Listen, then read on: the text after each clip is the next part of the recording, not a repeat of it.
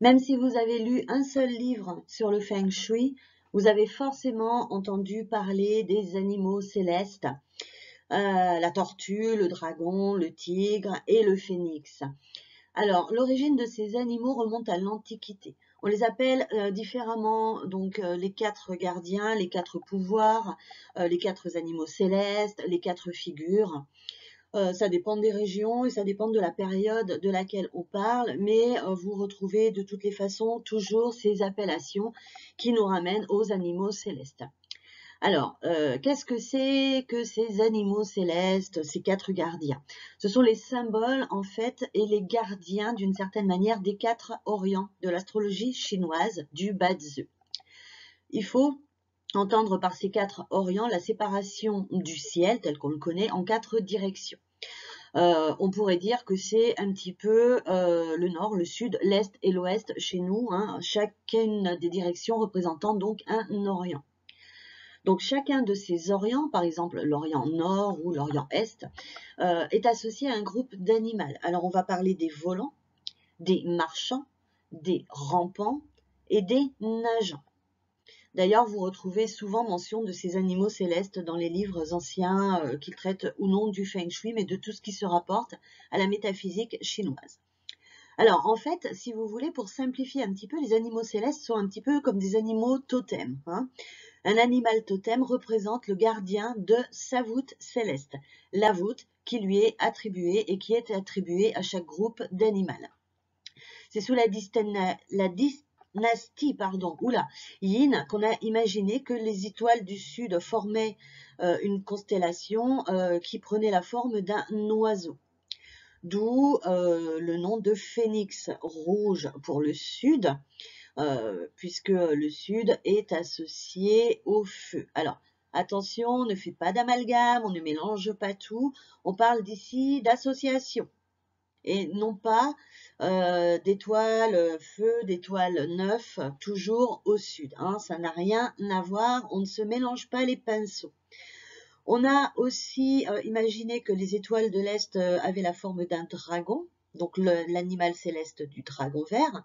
Les étoiles de l'Ouest avaient la forme d'un tigre, le fameux tigre blanc.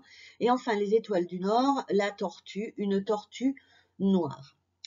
D'où l'appellation commune encore à une certaine branche du Feng Shui que je ne pratique pas, de dire que le dragon est à l'est, etc., la tortue au nord. Alors, c'est pas faux, mais attention, tout dépend du sens dans lequel vous vous placez face à la façade énergétique du lieu.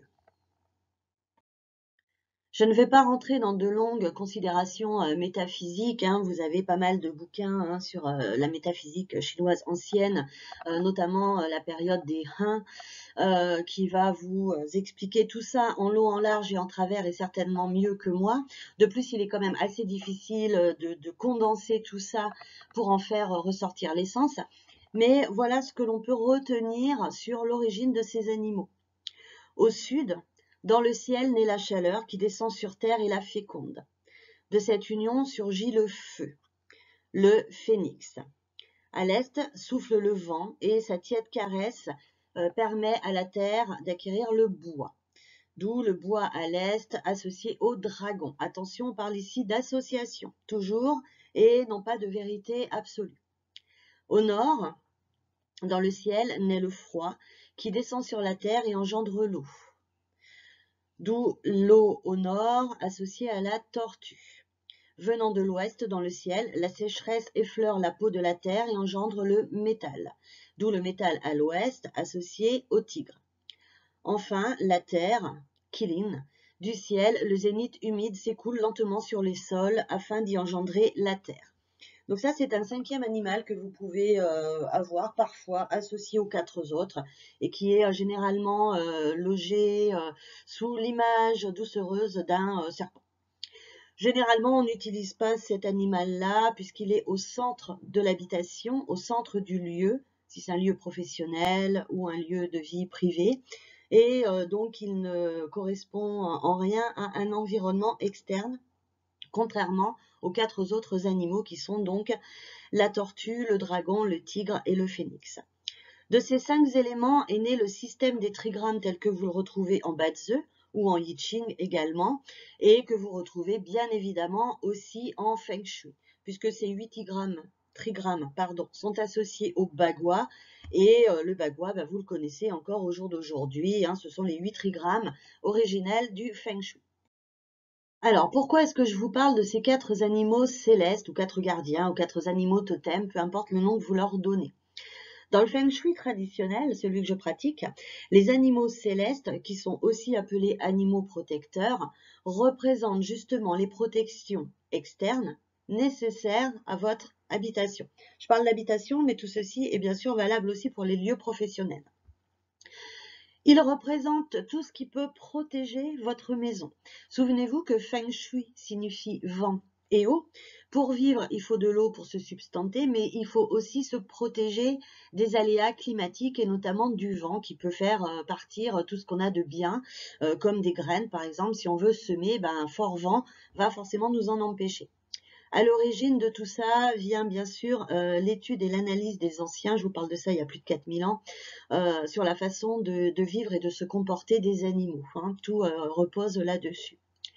Donc nos animaux célestes, qui sont des protections extérieures et non pas intérieures, vont permettre de protéger le lieu que vous souhaitez utiliser, habiter, et qui vont donc vous permettre d'avoir les bases de ce qu'il est bon d'avoir au niveau des protections. Alors ça peut être des montagnes, ça peut être des collines, ça peut être des bâtiments, ça peut être la maison du voisin, ça peut être les immeubles, ça peut être aussi une route, j'y reviendrai sur les animaux tels qu'ils doivent être, ça peut être une rivière, ça peut être un champ, ça peut être tout ce que vous avez à l'extérieur, qui est externe à votre logement. Ces gardiens donc vont éviter que le vent ne balaye le bon chi, la bonne énergie, et ils évitent aussi d'apporter du mauvais chi à un lieu puisqu'ils protègent du négatif, de tout ce qui pourrait venir un petit peu nous nuire. Ces animaux sont vraiment à la base du Feng Shui traditionnel. C'est vraiment l'un des fondements qu'on le retrouve dans toutes les écoles, notamment dans l'école de la forme et du paysage, qui est appelée l'école Sanhe. Et il est coutume de dire que ce Feng Shui externe représente à peu près 70% du Feng Shui total. Alors, 70, 65, 75, 79, 56... on ne va pas chicaner, on n'en s'affiche trop rien, ça n'est pas mathématique, mais on va dire que ça représente grosso modo les 3/4 du Feng Shui total de votre habitation. C'est dire quand même l'importance qu'il a. Et avant de chercher s'il faut mettre un cadre rouge dans votre bureau ou, je ne sais pas moi, des coussins violets, occupez-vous déjà de vos animaux. C'est quand même le plus important et ça reste ce qui a permis au Feng Shui d'il y a 4000 ans d'arriver jusqu'à nous. À la base, les anciens, imaginez il y a 3 ou 4000 ans en arrière, ils se fichaient bien de savoir la couleur du tapis. Par contre, le Feng Shui externe est ce qui leur a permis aussi de prospérer. Alors, vous comprenez parfaitement que de placer une petite tortue en céramique, même une tortue d'1 mètre de large, au fond de votre jardin ne remplacera jamais une colline, une montagne, une maison ou un immeuble, par exemple, si vous habitez en ville. On ne peut pas remplacer ce qui n'existe pas. Quand vous vous faites couper un membre, non, on ne le remplace pas, voilà, il n'y est plus, il n'y est plus. Alors oui, maintenant on peut mettre des prothèses, etc. Mais n'empêche qu'on ne peut pas remettre un bras là où il n'y en a pas, ou une jambe là où il n'y en a pas.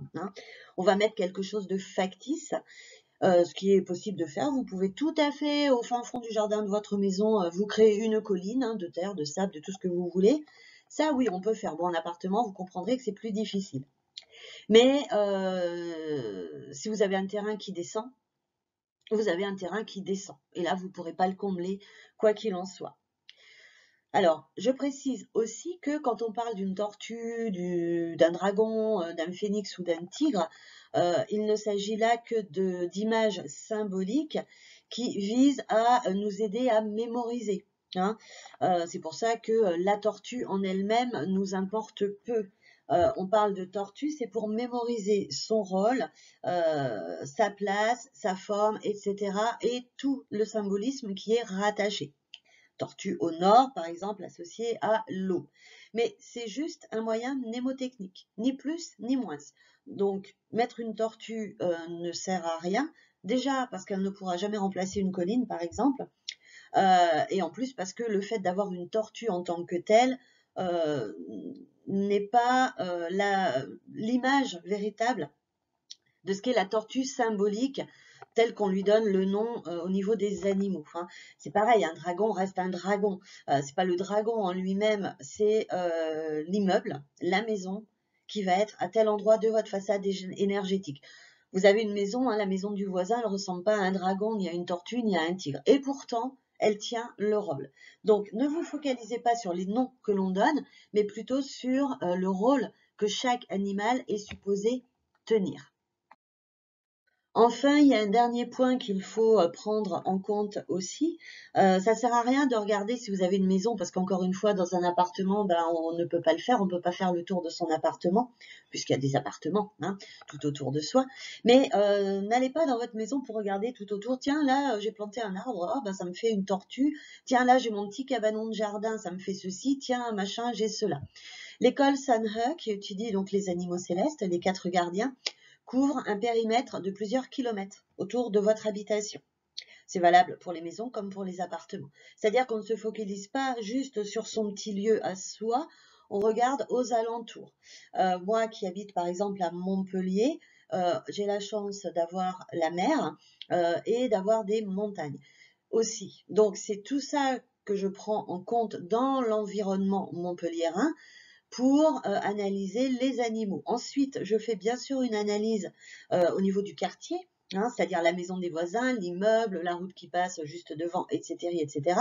Mais en Feng Shui, c'est facile. Plus c'est gros, plus ça agit. Si vous avez des montagnes, par exemple dans les Alpes,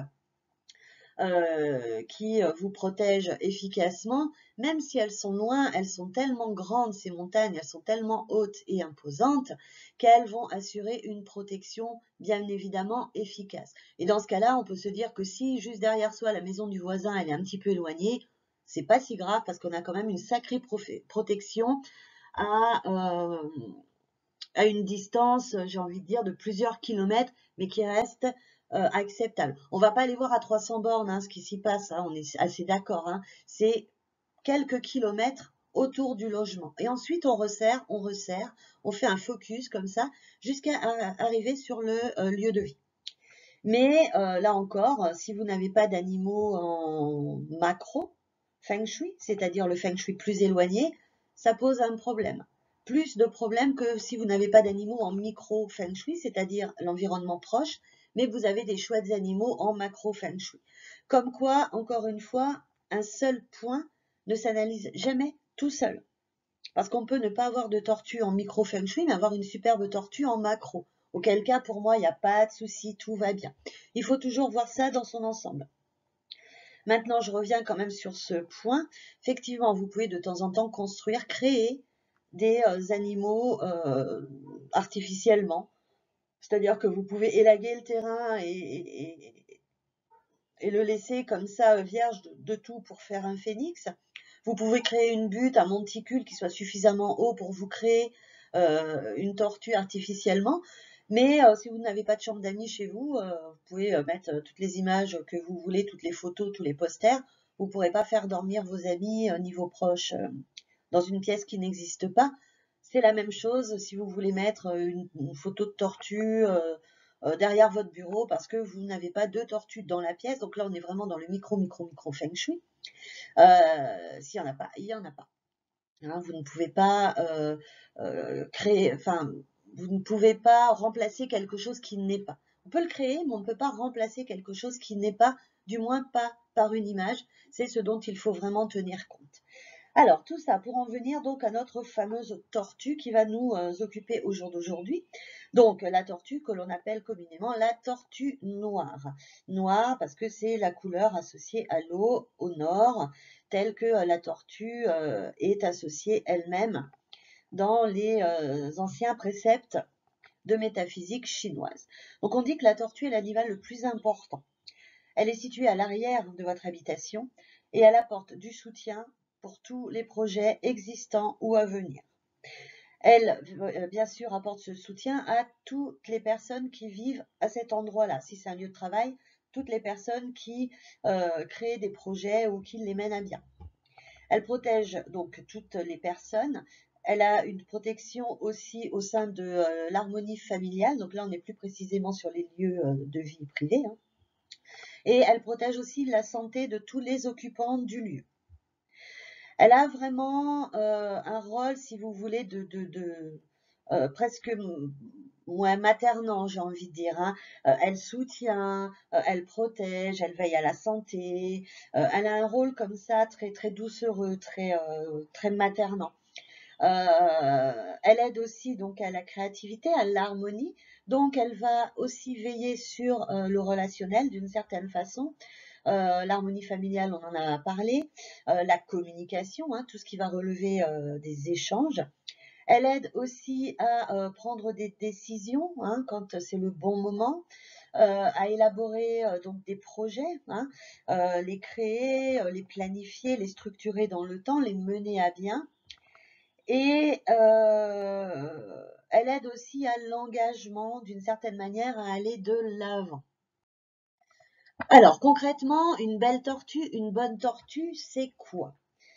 La tortue est belle et bonne si elle est présente, c'est-à-dire que derrière, à l'assise de votre maison, de votre appartement, hein, donc dans ce cas-là, vous considérez votre immeuble ou de votre structure professionnelle, elle doit être donc à l'assise de ce lieu et être légèrement plus haute. Pas trop, pas trop peu. À la limite, si elle fait la même taille, c'est acceptable. Mais elle ne doit pas être plus basse, sinon elle ne vous protège plus. Elle ne protège plus vos arrières, entre guillemets. Elle ne doit pas être trop proche, pas trop loin non plus. Hein. Comme on disait, si elle est à 150 km, laissez tomber. Hein. Moi, je vais pas aller, je sais pas moi, analyser ce qui se passe dans le Massif central et encore moins dans les Alpes, ni dans les Pyrénées. Hein. On est beaucoup trop loin. Il ne doit pas y avoir non plus d'eau. Alors l'eau telle qu'on l'entend en Feng Shui, ce sont aussi les routes, hein, tout ce qui est à passage. Alors route, autoroute, rocade, périph, etc., etc. Hein, tous les endroits où passent des voitures. Entre la tortue et le lieu. Pourquoi? Parce que l'eau va capturer le chi protecteur de votre tortue et va l'emmener au loin. C'est-à-dire que vous ne profitez plus de cette protection. Si vous avez donc cette belle tortue, et je fais une petite aparté sur le fait d'employer le mot de belle tortue, c'est parce qu'une tortue peut être aussi un sha-chi ou un sheng-chi si elle est belle. Ça doit être quelque chose d'harmonieux, de beau, de joli, d'esthétique. Si vous avez un espèce d'immeuble moderne où les architectes se sont grave lâchés, comme c'est un peu trop souvent le cas maintenant, avec des arcs comme ça, des endroits pointus de tous les côtés, enfin, qu'il n'est pas beau, vous avez une moche tortue. Voilà, c'est tout, c'est une moche tortue. Alors, la protection qu'elle va vous apporter, bah, elle ne sera pas top, top, top. Hein. Du coup, vous avez une protection, mais qui va être à l'image bah, de la tortue, c'est-à-dire pas top, ce qui peut créer des tensions dans l'harmonie. C'est-à-dire que les rapports, par exemple, peuvent être harmonieux, mais tendus, conflictuels, avec du rapport de force, avec quelque chose de manipulateur. Vous voyez, on est dans l'harmonie, mais sous-jacent, il y a plein de choses pas jolies.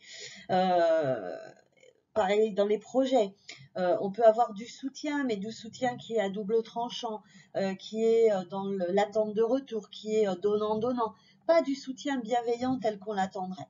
Donc attention, cette structure, cette tortue doit aussi être belle, harmonieuse, jolie à regarder. Alors qu'est-ce qui est joli, esthétique et qu'est-ce qui ne l'est pas? Ça, j'ai envie de dire, c'est un petit peu au goût de chacun. Bon, il y a des choses qui sont vraiment moches pour tout le monde et d'autres qui vont être magnifiques pour tous aussi. Mais après, c'est vraiment à l'appellation personnelle que l'on peut avoir et que l'on peut se faire. Hein. Donc, regardez avec vos yeux. Il faut avoir un œil exercé Feng Shui. Est-ce que c'est joli? Est-ce que c'est harmonieux? Est-ce que pour vous, ça vous amène des belles choses ou pas? Si ça vous n'amène pas de belles choses, c'est un shachi. Et auquel cas, bah, c'est une tortue, oui, mais avec des gros guillemets et qui ne va pas tenir son rôle. Si c'est une belle tortue qui est parfaite, entre guillemets, légèrement plus haute, ni trop proche, ni trop loin, et pas séparée, elle va protéger donc toutes les personnes qui occupent ce lieu, va protéger au niveau de la santé, au niveau de l'harmonie, elle apporte du soutien et de l'aide dans les projets, hein, qu'ils soient existants ou en devenir. Elle apporte aussi de la stabilité, une clairvoyance, la capacité de s'engager, etc., etc. Alors maintenant, imaginons que vous ayez effectivement une maison plus haute que votre maison, qui est tout à fait harmonieuse, hein, on va dire, je sais pas, un manoir par exemple. Voilà, vous habitez une petite maison et derrière vous, parfaitement, il y a un manoir. Sauf que ce manoir, il est très imposant, il est très cossu et il donne à 1,50 m de l'assise de votre maison. Il est trop imposant, il est trop proche. Il est vraiment trop collé et de fait, il a un petit côté étouffant. Si vous habitez par exemple une maison et que derrière vous, vous avez un immeuble de 12 étages, c'est pareil. La taille de l'immeuble qui est à votre assise est disproportionnée. C'est étouffant. Ça protège, mais ça étouffe. Vous voyez, ça écrase. Donc, auquel cas, on dit que la tortue est trop imposante. Qu'est-ce que ça va avoir comme conséquence? On ne va pas se sentir très bien. On peut avoir là encore une harmonie ou du soutien qui est basé sur un rapport de force presque, hein, on se sent un peu prisonnier, un peu étouffé, vous voyez. On a du soutien, mais du coup les gens se mêlent un peu trop. Ça va se répercuter véritablement dans l'aide que l'on va avoir des autres. Ça peut engendrer aussi pas mal de problèmes au niveau de la communication. Donc bien sûr, pas d'harmonie, pas de stabilité, pas de protection au niveau de la santé. Et la communication, les rapports avec les autres vont vraiment être tendus. Pareil, encore vraiment incurvés dans une espèce de rapport de force comme ça, où les autres vont chercher toujours à avoir l'ascendant sur nous. A contrario, la tortue peut être aussi trop faible, absente. Ça, c'est dans le cas où, par exemple, vous avez un terrain tout plat à l'arrière de chez vous, hein, mais tout plat sur des kilomètres et des kilomètres. Hein. Voilà, il n'y a rien, il n'y a pas de protection, il n'y a rien. C'est des champs, par exemple, ou des prés, des pâturages, tout ce que vous voulez. Voire même s'il descend. Si c'est un terrain qui descend derrière chez vous, alors ça, c'est encore pire. C'est vraiment pas bon. Donc, bien sûr, hein, puisque c'est un terrain plat où il ne se passe rien, il n'y a pas d'immeuble, il n'y a pas de colline, il n'y a pas de maison, il n'y a rien. Hein. Vous allez pouvoir souffrir d'un manque de stabilité dans votre vie, c'est-à-dire une vie très instable, des projets instables, enfin tout est instable, voilà, il y a rien qui est stable, il n'y a rien qui est fixe. Alors, je vous donne un exemple, ça n'est qu'un parmi tant d'autres, mais par exemple, ça peut être une instabilité professionnelle, où vous travaillez en intérim, en CDD, mais voilà, vous n'arrivez jamais à avoir de CDI, jamais rien de durable, vous passez toujours d'une mission à une autre. Bon, ça, c'est un manque de stabilité qui peut être dû à une tortue absente. Hein. Ce n'est qu'un exemple, hein. C'est pas parce que vous enchaînez les CDD que vous n'avez pas de tortue. Hein. Attention, ne faites pas d'amalgame. Ça peut aussi avoir pour conséquence que vous ayez des difficultés à obtenir de l'aide et du soutien pour vos projets. Alors, difficulté à obtenir ou voire ne pas obtenir du tout de soutien. Ça, c'est le cas quand on se sent seul, quand on est toujours obligé de se débrouiller tout seul, quand on peut jamais compter sur personne, quand voilà, on peut rien demander à personne. Bah non, de toute façon, il faut que je me démerde, j'ai pas le choix, c'est comme ça. Je suis seule et je dois me débrouiller. Hein. Donc ça aussi, ça peut être une conséquence d'une tortue très faible, voire absente. Ça peut avoir des répercussions, bien sûr, au niveau de la santé, avec une santé fragile, une santé faible. Et enfin, une tortue faible ou absente peut aussi apporter des difficultés à prendre des décisions, à quelque niveau que ce soit. On a toujours du mal à se décider pour que ce soit, je ne sais pas moi, choisir la couleur d'une robe ou savoir si on veut aller travailler avec Pierre ou Paul, voire à s'engager sentimentalement. On va avoir du mal à prendre des décisions, à s'engager, à savoir ce que l'on veut. Hein. Donc ça peut être compliqué et si vous avez par exemple tendance à ne pas pouvoir vous engager sentimentalement, on peut zioter vite fait au niveau de la tortue, voir ce qui s'y passe pour voir si c'est une cause ou si pas du tout. Parce que bien sûr, encore une fois, il n'y a pas que l'animal céleste qui va apporter des effets. Déjà, il n'y a pas que la tortue, hein, il y a les 3 autres animaux. Et ensuite, vous avez quand même d'autres choses à analyser, même si ça impacte moins, mais par exemple de l'eau qui va impacter très fort, pour voir si c'est pas un cumul de choses qui fait que on arrive à ce cas de figure-là. Vous avez peut-être une tortue qui est correcte, sans plus, mais à côté de ça, plein de facteurs qui s'additionnent les uns aux autres et qui expliquent que finalement, eh bien, sentimentalement ou professionnellement ou même dans la vie de tous les jours, vous n'arrivez pas à prendre de décision. Voilà, on en a fini avec la tortue noire donc du Feng Shui. Vous avez le petit lien en dessous qui vous emmène sur le site pour en savoir plus sur les fameux animaux célestes, hein, nos fameux 4 gardiens, nos 4 protecteurs. Et je vous dis à bientôt.